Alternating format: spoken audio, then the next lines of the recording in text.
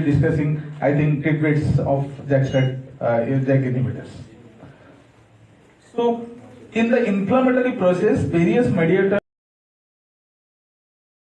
are involved. Basically, the cytokines, they bind to, they enter into the nucleus, attach to the DNA, and there occurs translation to the and activation of the target gene transcription. So this is the basic pathway of JAK signaling pathway. So there are various pathways for inflammation, and this is one of the very important pathway for all types of inflammation, where all these inflammatory conditions like atopic dermatitis, psoriasis, lichen planus, and vitiligo are involved.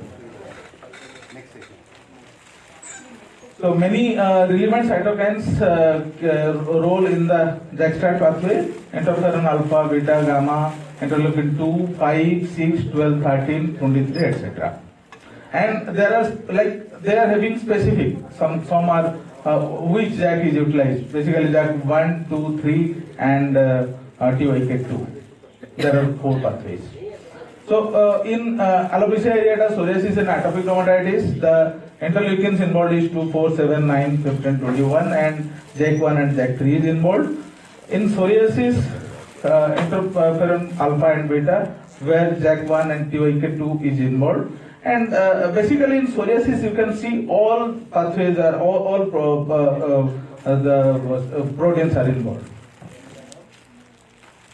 So inflammatory condition of the skins are common and often challenging because I think half of our patients are of inflammatory disorders, and most of the times when we are not confident enough, we send them to hematologist, but if we understand well, we can treat the systemic part also.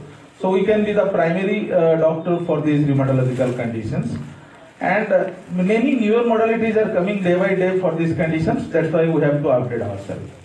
So what happens in alopecia areata? There is an environmental stimuli, which is again a question mark, but definitely autoantigens on MS class 1 2 present on hair follicle react with CD8-4 and CD4 cells. Then they produce inflammatory cytokines and chemokines which act on hair follicle to release more cytokines and chemokines that further recruits T cells and natural killer cells. Interferon gamma upregulates interleukin 15 and inflammatory cytokines in the hair follicle.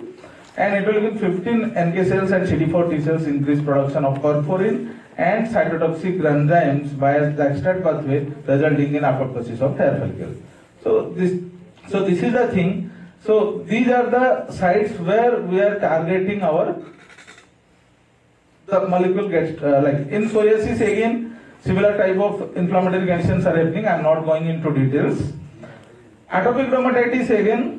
So the T cells are converted Th2 cells, and elevated Th2 cytokines together with TNF alpha and TNF gamma further damage skin barrier function.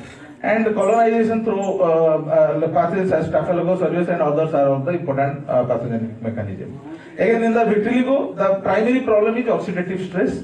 It can come from there are various 3-4 pathways from where the oxidative stress or RO species come, and the body inherent antioxidant system try to regulate it, but when it doesn't do, then the melanocyte cell death and melanocyte production is decreased.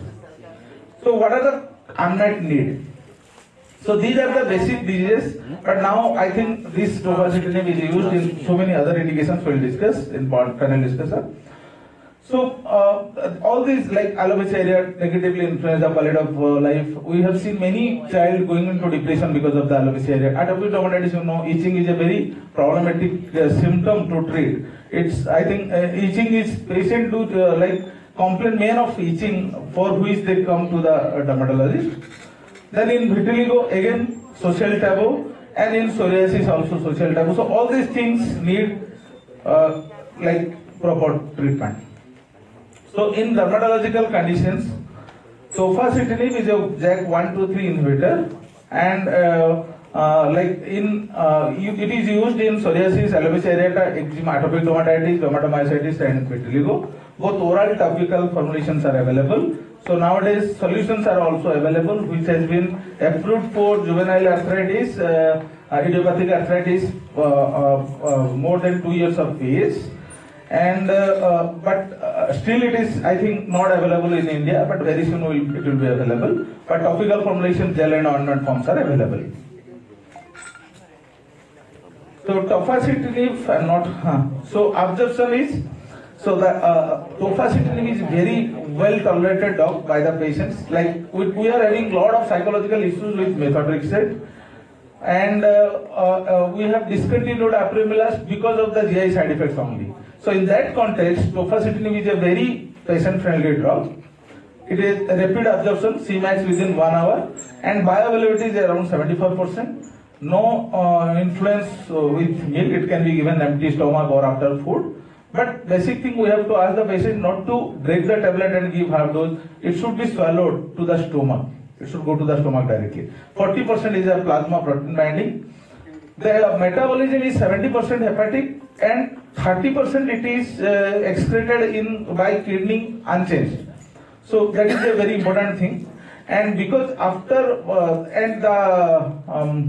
the enzyme is by CYP3A4 enzymes and the other minor enzymes. So all the inducers and inhibitor of these enzymes like ketoconazole and fluconazole are the and rifampicin. So accordingly, those adjustment has to be done. So all we know, like which is the inducer of CYP3. Accordingly, you have to, if it is an inducer, then you have to reduce the dose. Then drug interaction like this one. Then renal excretion answers for 30% of the total, and half-life is 3 hours, and for XR tablet it is 6 hours. So almost like very less amount of drug remains after 1 day of taking the tablet. Pregnancy lactation insufficient data.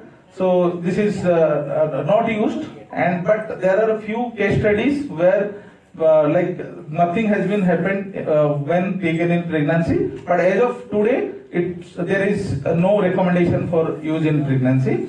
Pediatric age group, again it has been approved only for a specific indications in pediatric age group more than 2 years of age, and the dose is adjusted accordingly, like 10 to less than 10 kg, less than 2 years it is not approved, more than 2 years and